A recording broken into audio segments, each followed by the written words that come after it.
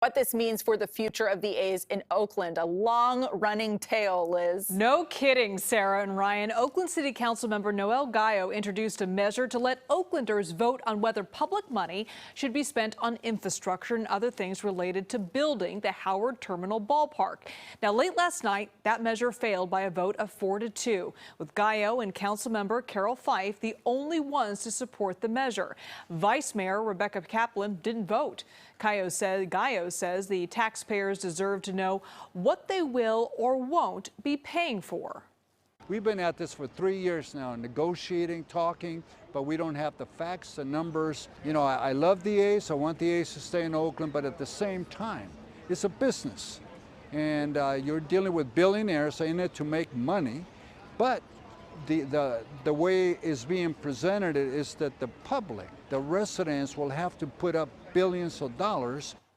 Gallo adds that he thinks the A's are simply trying to use Oakland to get more money and resources from where they really want to be, Las Vegas. From the business side, they're trying to leverage Oakland to get more money and support from Las Vegas. Las Vegas is already celebrating that the A's are going. And so we just got to be upfront about it, and we've been through this before.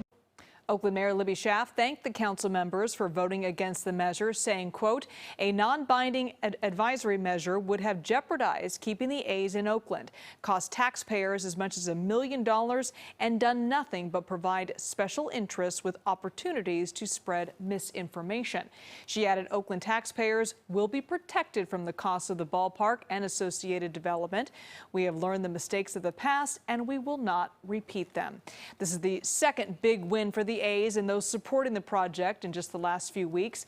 Recently, the San Francisco Bay Conservation and Development Commission reclassified that section of the Port of Oakland as a mixed-use space where the stadium can now be built. Guys? All right, thanks, Liz. Well, that saga continues. As A's president Dave Kaval told us last week, while the vote was a good sign for Oakland, they're still pursuing a potential stadium in Vegas as a, quote, parallel path. Well, we wanted to get the perspective from Vegas about how that city is actively working to lure the A's away from Oakland. So we're joined by sports director Chris Matthews from our sister station in Vegas. All right, Chris, a little bit of a rivalry situation going on here, but the A's do seem like they're serious about keeping their options open. Yeah, it really does. And you just mentioned it. 2 hurdles they've cleared over the past 5 days. And as you mentioned, the parallel paths continue here for Las Vegas, looking to build that $1 billion stadium somewhere here in Las Vegas. But there's 2 sides of this. Some are saying that Major League Baseball wants Las Vegas. Perhaps they do. There's another side saying that the Oakland A's are just using Las Vegas as leverage to get what they may want there in the Oakland area with that $12 billion project there along the waterfront. So it's interesting.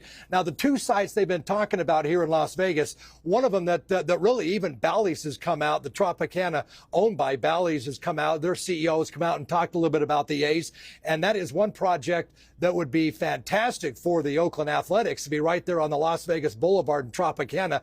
That's what they're looking to do, is build a $1 billion, 35 to 40,000 seat dome stadium right there. Now the other is behind Bally's and over near the new Sphere. So there's a couple of sites, and of course there's many other sites that they may be looking at. Now they've been coming here to Las Vegas for over a year. In fact, it was just about a year and 3 or 4 months from in the past where Dave Kaval came to Las Vegas, attended a Golden Knights hockey game, and talked about the atmosphere, the excitement in Las Vegas for pro sports. And so I think he kind of caught vision of what goes on here in Las Vegas now with the Raiders and that new $2 billion mansion that they play in, with the excitement surrounding that pro franchise, that it does seem like Major League Baseball may want to land in Las Vegas. In fact, there are also reports out there that a relocation fee may be waived if, in fact, the A's do pick Las Vegas as their home. But, of course, there's been no confirmations either from Manfred, the commissioner, or from any of the owners, and even from the A's for that matter, that the relocation fee would be waived.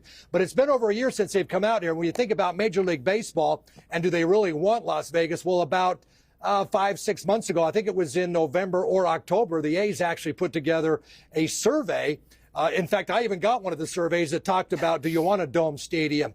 How much would you pay for PCLs? Would you like to sit where? Next to third base, next to first base? How much would you pay for tickets? What kind of concessions would you like? So they've actually put out a survey. So they've kind of done some groundwork for the Oakland A's. If in fact the A's don't come, maybe Major League Baseball comes in a future time, and they've already got this groundwork done by the A's. And Chris, how much does the Raiders already being there, how much does that help the A's actually, or opens the door for them moving, or Major League Baseball moving to Vegas? Well, I can tell you that the two sides aren't really friends, as you well know, there in the Bay Area. So I don't think the Raiders would want the A's in Las Vegas at all. Of course, it takes away some of their fan base, takes away some of the sponsorship money. But when it comes right down to it, I think the A's or the Raiders would want the A's to stay in the Oakland area and do what they do there. They do not want them here for sure. Interesting point. All right. Thank you very much, Chris. Thanks very much.